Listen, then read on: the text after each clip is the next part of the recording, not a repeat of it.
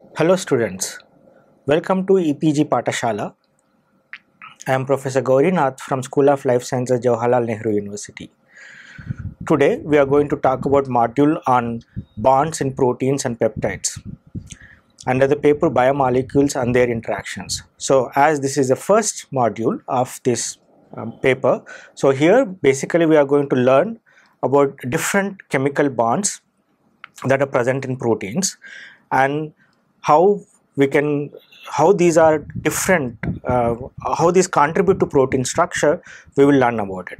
So here we will learn about physiochemical properties of different chemical bonds, so like covalent bond, coordinate covalent bond, metal coordinated bonds, ionic bonds, hydrogen bond, Vander Waals interaction, or we also call them as hydrophobic interactions. The bonds in proteins and peptides basically is all in chemistry. You might have learned this in your high school. Basically they link atoms each other through bonds, which are resulting formation of a strong attractive force that exists between two atoms. Bonds form when electrons from different atoms interact and share with each other. Now, these are generally valence electrons found in atom's outermost shell, and where these electrons could be shared between these two atoms. There are of course different bonds. Not all the time you have sharing of electrons. The strength of the bond which depends on what kind of bonds it is forming. Like if it is a strong bond or a primary bond, which is a covalent bond, or metallic bond, which are generally relatively very strong, and they do not have large variation, or you cannot break them easily. And you have weak bonds or secondary bonds, which are like hydrogen bonds, ionic bonds, Vander Waals interaction, or hydrophobic interactions, which are generally weaker than the ionic bond, covalent bonds and metallic bonds. Now we'll come one by one, all the bonds we will discuss here with detailed physiochemical properties. The covalent bond is the first one, which is most common. You have learned most of in your schools and colleges, is basically where the two atoms contribute one electron each, and they are shared between these two atoms. And these are, again, you have different bonds here. The sigma covalent bond is the most common, which is a single bond, very flexible, and the planarity depends on the type of atoms it connects. The polarity depends on the type of atoms it connects. If the bonding two atoms of equal electronegativity, it will be non-polar covalent bonds. So a typical example is carbon-carbon bond, where the two electrons are shared equally between the two carbon atoms.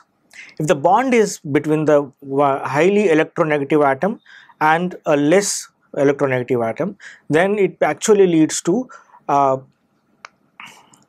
charged covalent bond or polar covalent bond. Example OH or HCl.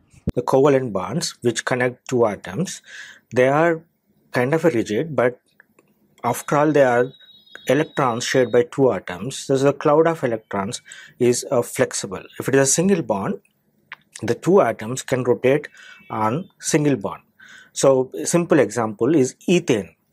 So ethane, you can have a staggered conformation or eclipse conformation, and the energy between them, difference between them, is about 2.9 kilocal per mole. So in the staggered conformation, the hydrogens of the two different carbons are about 60 degrees far away from each other, and when they rotate about 60 degrees on the single bond, the hydrogen atoms come closer, and that becomes energetically less favorable. So you can look in the energy plot of this rotation.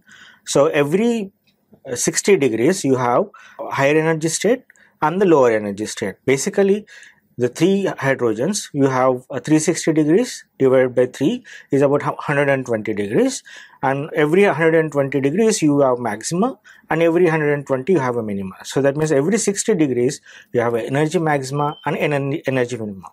Now here these three hydrogens are a same atom, so the energy maxima and minima will be the same. Suppose if you have a different atoms on these carbons, then the energy plot will be completely different. Now if you look at the left side of the slide, you have an energy diagram of butane. In this you have 4 carbons, and suppose if you are rotating on the carbon 2 and carbon 3 on the single bond. So there is 2 methane groups on the second carbon and the third carbon. So whenever these methanes come closer, so within the staggered, you have 2 different energy states. One, the methanes are exactly opposite to each other, that is the lowest energy state, and other staggered state where methane is closer to other methane but not exactly in eclipsed conformation. So that is also you have energy differences. Now if you imagine, if you convert this, think about this in the case of proteins. You know, the single bond rotations are 5 psi. We will discuss further in other modules, but the single bonds are 5 psi. Like the 5, we have 3 different groups of C alpha and N, or in the case of psi you have 3 different groups on carbon, and other is a CO with a peptide bond, and that is a planar. Now imagine how complex the rotation energy diagram on these bonds. The planar group rotating on 5 psi, the dihedral angles, are interdependent and results in more complex energy diagram. Dihedral angle. Dihedral angle is basically the rotation on the single bond if the atoms are rotated, and which is explained by dihedral angle. Now when you say that rotation on a single bond becomes very difficult to understand. So for classical simple examples, I have shown here, if you have 4 atoms connected by each other, let's say you have one atom here, one atom here, one atom here, and another atom here, and if this is a bond which is rotating, and so this is how you can easily visualize here, right? So there's a plane forming between A, B, C, that's one plane, and the plane forming between the B, C, D, the 2 planes. So the angle between these 2 planes is basically, you can explain the dihedral angle. Typically the cis conformation where these 2 planes are in plane, so the angle between these 2 planes is 0, and if you rotate like this, it's in the clockwise direction where the angle is 90 degrees, and if it is a trans conformation, this is the angle between 2 planes is 180. So if you go in anti-clockwise, this becomes minus 90, and if you go down, that becomes minus 180. Here you can see in the picture where I have shown you those in the picture clearly, the ABCD, and there's 2 planes forming between ABC and BCD, and that's how you can measure the angle. And this is how it is measured in the protein structure. So as we discussed before, the potential energy on simple ethane and butane, we have seen the energy potential, which is very simpler. But in the case of proteins, the energy potential is little more complex, as I described before. Here you can see in this equation, energy potential of due to the dihedral angle, you can see here. So the V is the potential energy, energy barrier for the rotation. N is the number of maxima. So if you have 3 different atoms on one carbon, so you will have 3 energy maxima. And if you have 2 heavy groups, so you will have 2 energy maxima, if it's a double bond kind of a thing. And one is a gamma, is a angular offshoot. So in the case of 5 psi, in one side you have 3 groups attached, and another side you have only 2 groups attached. So it could be N is from 1 to 3, and this is how you can calculate the energy potential for the dihedral angle in proteins. So what are the conformations? Different molecular structures form due to rotation on these single bonds. So the groups which rotate on these single bonds causes different structural states. So these structures which we call a conformer, and these are different states which we call them as a conformations. Now the analysis of energy differences resulting due to this rotation of single bond is what we call as a conformational analysis. So several times the protein structures do change their structure just because a rotation on the single bonds, and you have different conformations that could lead to small changes in the function and sometimes more. Now the next one is the bond length. The bond length is not constant because the bonding orbitals can expand or compress, and it behaves just like a spring. As I said before, it's basically the two atoms which share electrons, and these electron cloud is very flexible, so they could be expanded or compressed depending on the necessity in the structural requirement. So the energy potential difference for the bond in a molecule is generally explained by Hooke's law. So you can calculate the energy potential due to the change in the bond length by Hooke's law. So you can see the diagram here. The energy minima, which we generally call as a bond length, like example, carbon-carbon, we call it as a 1.54 angstrom for the single bond. But so this at the room temperature, let's say you have, as indicated, there's enough energy that this carbon-carbon movement can have. You can have a change in the distance between these two carbons. The bond length can be changed, and our body temperature, let's say, it's 37 degrees. So we have still further higher energy state. So the molecule can actually vibrate like a spring. It can expand and compress. So here the R is the bond length, and R is a bond length at equilibrium, that is lowest energy state of the bond length, and K is a spring constant, which varies from bond type to bond type. Like carbon-carbon it is different, and carbon-nitrogen it is different. So with this you can calculate the energy potential due to the change in the bond length. Polar covalent bond. So far what we have seen is where electrons are donated by two atoms and shared by two atoms. But in the case of polar covalent bonds, they are similar to covalent bonds where electrons are contributed by both atoms, but these electrons are majorly shared by one atom, and that becomes electronegative atom, and the one which gives the electron becomes electropositive atom, and these basically they almost become a positive charge and negative charge. And these are also discussed in the ionic bonds. These actually results in ionic bonds where you have a one lead to a positive charge atom and another leads to a negative charged atom. Example, you have all these ionic salts, acids, bases. Like example, in the acids you have sodium hydrochloric acid. In the bases you have sodium hydroxide, or salts like sodium chloride, which are low, they are more like a polar covalent bonds, or you can call them as ionic bonds. So in proteins, the acidic basic amino acids which do form polar covalent bonds, we will discuss them as a ionic bonds or salt bridges later. So the covalent bonds could be pi bonds. So the first bond which generally formed between the two atoms, we call them a sigma bond. And if you have lone pair of electrons which still there with the atoms, and they form a pi bond, basically the p orbitals share, and these called a pi bond. And a pi bonds results from overlap of orbitals, and they are more diffused bond compared to a sharper sigma bonds. Now, when the pi bond is formed, molecules cannot rotate on pi bonds. So the typical example is ethylene, the carbon-carbon double bond. And so you have a one double bond consists of a sigma bond and a pi bond. So here, when you have a double bond, so you call them as a cis and trans conformation, and generally they are not interconvertible. Now, if you have a double bond, CC double bond, which is always less than the CC single bond, and if you have a triple bond, that bond length will be much smaller than the double bond and the single bond. Pi bond decreases the bond length between the atoms. So the pi bond, where electrons you have in the proteins, the CO which forms a pi bond.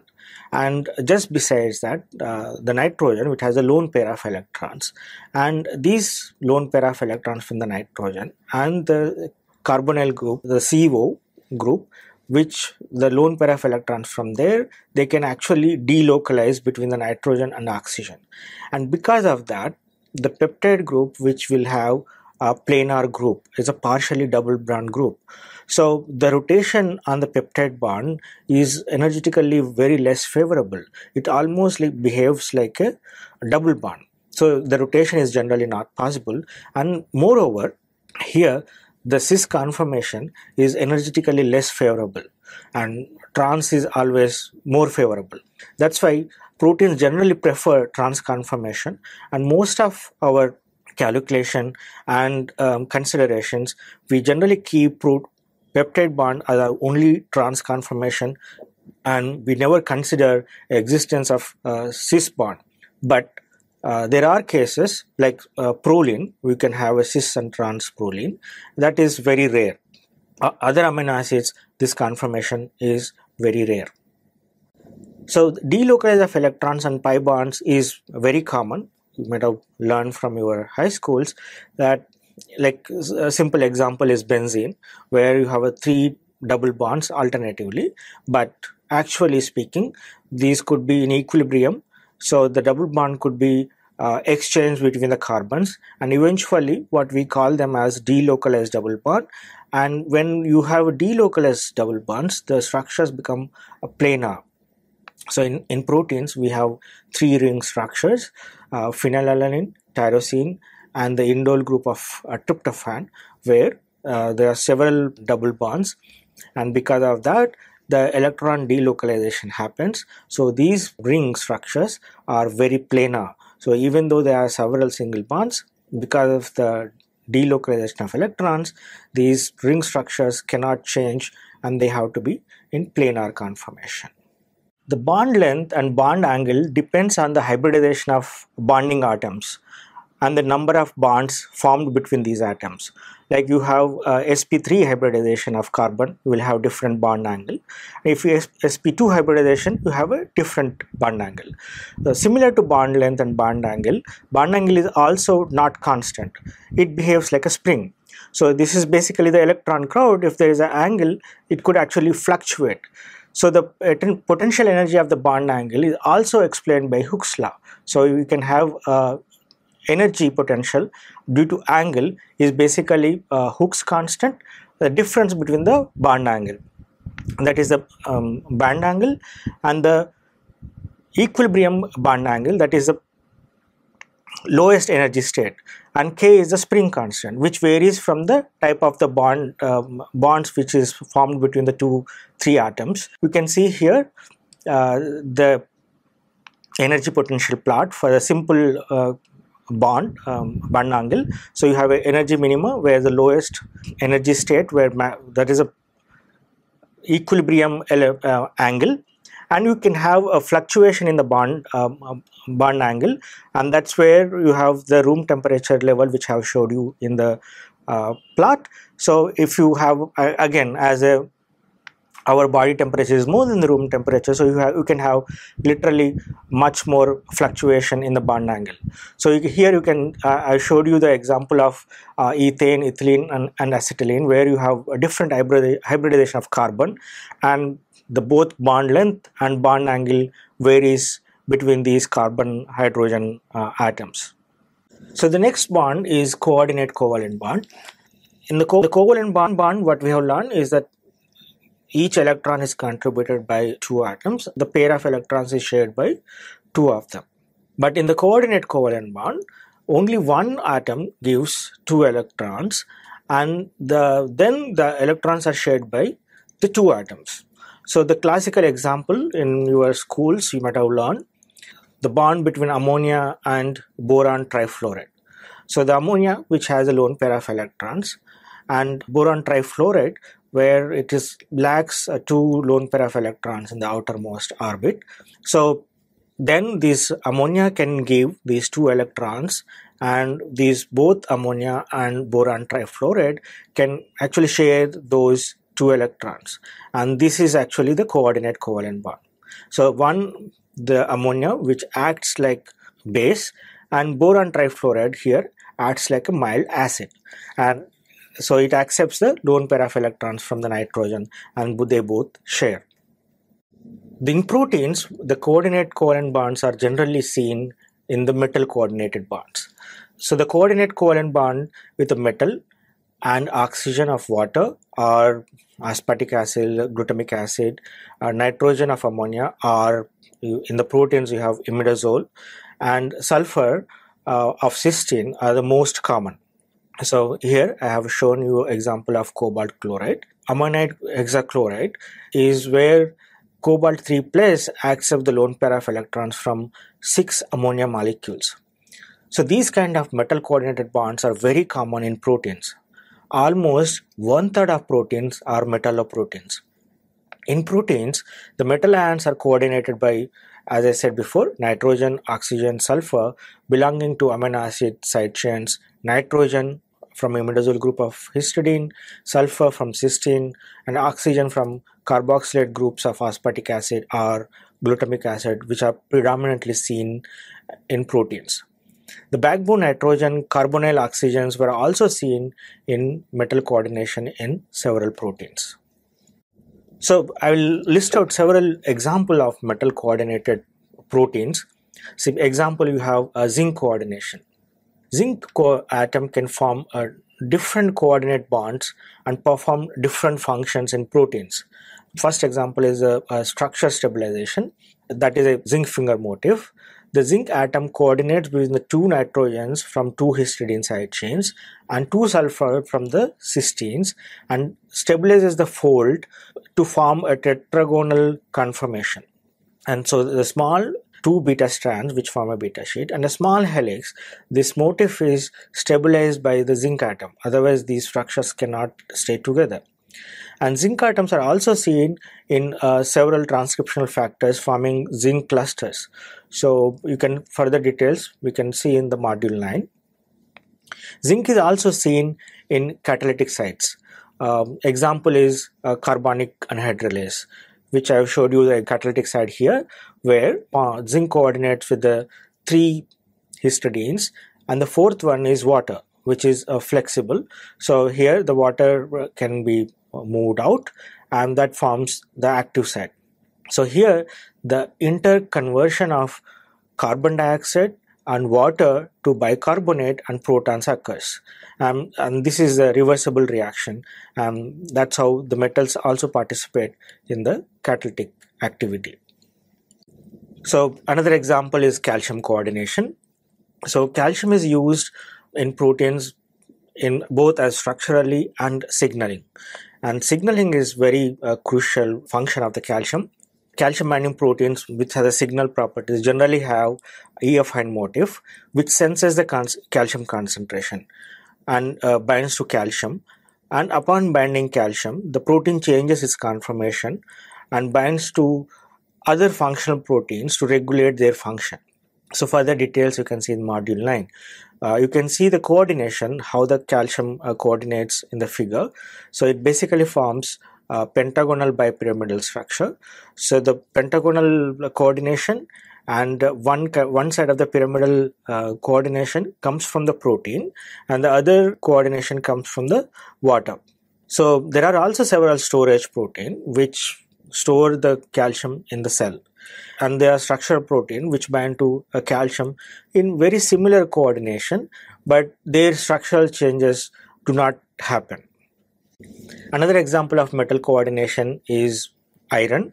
Iron forms tetragonal bipyramidal coordination. It's seen in several important biological molecules performing several functions such as oxygen carriers, which we all know, hemoglobin, and you also see iron in oxidation reduction reactions and catalysis.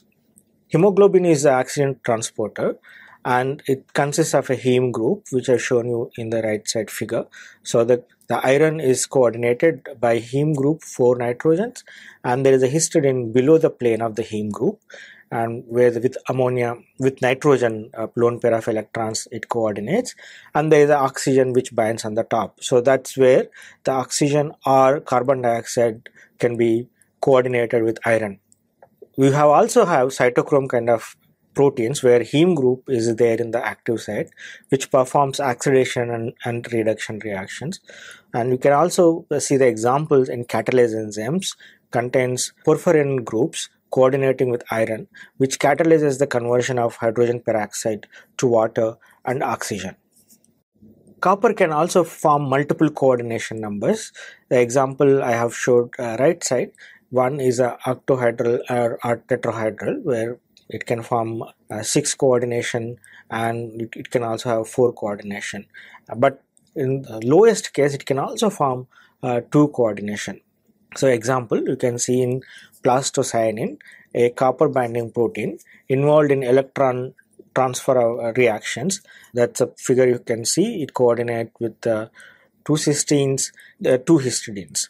And copper binding site is seen as a trigonal biopyramidal geometry with 4 coordination. So with the 4 coordination, it exactly doesn't form tetrahedral geometry, but a little modified version of geometry which is seen in this protein. We'll see a couple of more examples of metal coordination. The one which is classical example is SOD enzyme, which catalyzes the superoxide, the O2 minus radical, to form a normal oxygen or hydrogen peroxide. Interestingly, SOD can bind to copper, manganese, iron, nickel at the active site for this reaction. So different SODs have different metal coordination. The right side, which I have showed you the figure, that's the active site of human SOD, which binds to the manganese. So the manganese coordinates with 3 histidines, and the fourth side is open for the reaction. So here you can see how the manganese converts the superoxide to oxygen and hydrogen peroxide. So this is how the manganese bound SOD can function. So there are several catalyzers as I said. Here the one example is the copper zinc coordinated SOD. These are generally prokaryote SOD. They are also present in human SOD, in the human cytosol. So here copper 2 ion participates in the square biopyramidal coordination with 4 histidines, and basically the copper is the active site, and binding of O2 minus the superoxide results in copper plus the electron transfer, and that results in oxygen release. At this state, the protonated histidine binds to only the zinc atom. So you can see the whole reaction down below, and this is how copper and zinc cluster together function in converting superoxide radical to normal oxygen and H2O2. Ionic bonds, which is another weak interaction you can also see in the proteins. They are generally electrostatic attraction between oppositely charged ions. The ions that gain 1 or more electrons are called anions, which are negatively charged. The atoms give 1 or more electrons are called cations, which are positively charged, which we have learned in all our textbooks from the school time. But this transfer of electrons is called electrovalence. In simplest cases, cations are the metal atoms and anions are the halogens, or non-metal electronegative atoms, or ions of complex nature. In simple words, ions are formed by transfer of electrons from a metal to a non-metal to obtain a full valence shell for both atoms. These two charged atoms come together to form ionic bond. The simple example is sodium chloride. Here we know sodium has 11 electrons, so it can easily give away 1 electron and have a satisfied outermost shell, and chloride you have 1 less to fill the outermost shell, so it can take 1 electron. So sodium ion will become positive and chloride ion become negative charged. The ionic bond is it's basically extension of covalent bonding, that is electron sharing, but this is generally happen due to a polar covalent bonds. Here the electronegativity difference between these two atoms is very high, therefore the bonds become more ionic than covalent. The ionic compounds conduct electricity in solution, as ions can be separated from each other, and these ions are easily soluble in water. They can carry electricity. The ionic compounds are generally solid and have very high melting point. They follow maximum packing rules. They generally have high coordination numbers. Example, you have a sodium chloride here where each ion forms 6 bonds and all bonds are about 90 degrees, which you have learned in your school textbooks, how the sodium chloride crystal is arrangement is, you can see that. And this attractive force between these two atoms follow a simple Coulomb's law. Here you can detail, you can also see in module 3. In proteins, the ionic bonds are called electrostatic interactions or salt bridges, and they are generally formed between the carboxyl groups of aspartic acid, glutamic acid, which are negatively charged, and the guanidinium group of arginine or amino group of lysine, which are generally positively charged. So these negatively charged and positive charge can attract each other and form salt bridges or ionic bonds. And also the amino terminal and carboxy terminal, which will also form ionic interactions. So here the simple example, you have a positive charge, negatively charged, how the Coulomb's law functions, the equation you can see that. Hydrogen bond. Now, hydrogen bond is kind of electrostatic attraction between two pair of groups when hydrogen atom is covalently bound to a highly electronegative atom comes in between these two polar groups. Generally, both polar groups are electronegative atoms such as oxygen, fluoride, nitrogen, etc. These are generally weaker than the covalent and ionic bonds, and classical example is the water, the hydrogen bonds in water. So which the hydrogen bonds are responsible for high boiling point of water compared to the same group hydrides. Generally described as XH, that's a hydrogen is connected to X atom, and the Y, the dot which showed, is actually hydrogen bond, where both X and Y are electronegative atoms. So the hydrogen covalently bound to a relatively electronegative atom will play as hydrogen bond donor. So what happens? The electronegative atom tries to pull the electrons towards itself, and then partially the hydrogen atom becomes partially positive charge. So other electronegative atom which has lone pair of electrons to the hydrogen positive charge atom which try to attract the lone pair of electrons. So the electronegative atom pulls the electron towards itself. The hydrogen atom becomes partially positive charge and tries to attract lone pair of electrons of other electronegative atom. And generally what we see in proteins is NHN hydrogen bond or OHN hydrogen bond. These are the two typical hydrogen bonds which we see in protein structures. These hydrogen bonds are often described as a dipole-dipole interaction, but it also has several covalent bond characters, like it's directional. So the hydrogen and the lone pair of electrons of the other atom should be in the same plane. Then only the hydrogen bond strength is larger. If the atoms are perpendicular, the hydrogen bond is the weakest. The hydrogen bond distance is smaller than the sum of two van der Waals radii. This has a limited parameters, like it is basically decided by valence of those electronegative atoms. And these are the weak electrostatic interaction with the directional property, as I said just before. In proteins, we have hydrogen bond NH4, that is a more common, which is responsible for secondary structure characterization, like helix or beta sheets. The hydrogen bond distance varies from 2.7 to 3.5 angstroms, and which is an average we generally can also say it's about 3 angstroms. You can also see more details of hydrogen bond in protein structure in module 3. The other bond or other interaction in the proteins is van der Waals interactions. These are a distance dependent interaction.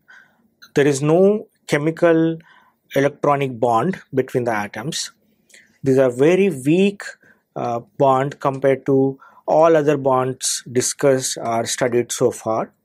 These are result of both attractive and repulsive forces acting on two atoms or molecules. These forces develop due to transient shift of electrons, which develop transient charge on these atoms, and those transient charges can attract or repulse. Van der Waals interactions is another weak, very transient bond which is seen between general atoms, any atom. This is caused because of transient shift of electrons that can lead to a formation of a dipole or multipoles. The intermolecular interactions have four major forces. So one is dispersion, which is also explained by London dispersion force, which you have again, these are very basic, which you have learned in chemistry. Here we are extrapolating to the protein structures, which resulting multipoles. The induction or the polarization, where one molecule can induce polarization in other molecules. Like example, if your two atoms come close together, there is an electron cloud of one atom can be attracted towards the nucleus of other atom, or the attractive or repulsive interactions in these multipoles, or induced poles. Induced poles can have both attractive as well as a repulsive forces, and the dominant repulsive force between these electron clouds or nucleus, when these two atoms comes much more closer, then the electron cloud and the nucleus and nucleus can repel, and this is more dominant when the atoms come very close. This kind of interaction common in hydrophobic interactions, where you have a carbon-carbon kind of a thing. This kind of interaction is very common. The attractive and repulsive forces are generally described by Lennard-Jones potential. This is thermodynamically very favorable phenomenon. It is entropy driven. Van der Waals interactions are one of the most important interactions for protein stability and protein folding. Here you can see this in the energy potential plot, where in the two atoms the R is far away, the energy, there is a small attractive force, but when they come closer, the attractive force increases and that reaches the energy minima. And if the atoms come much closer, and suddenly the repulsive force become dominant, and then they repel, and that becomes dominant when the atoms becomes too close. The attractive interaction is long range than the repulsive. When the two atoms are far away, there is more attractive term is dominating, but once the distance becomes short, the repulsive interaction becomes dominant. The electron cloud of two atoms and the nucleus of two atoms repel each other. This results a minimum energy state where two atoms are positioned at optimum distance.